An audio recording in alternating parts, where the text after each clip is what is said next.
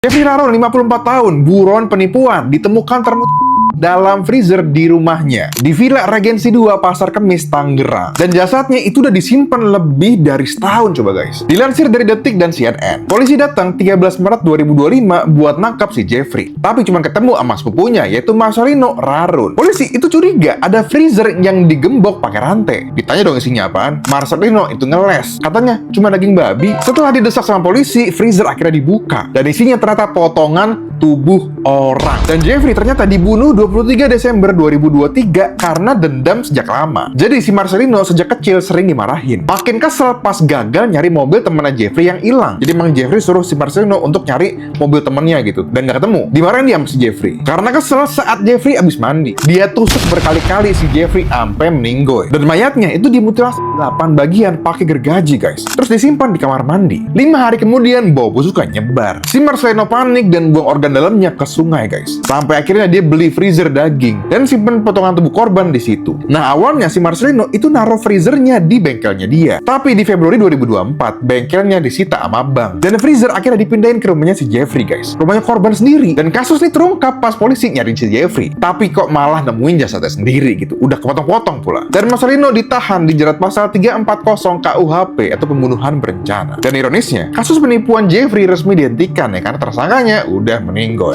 So gimana guys menurut lo tentang kasus ini? Langsung aja komen.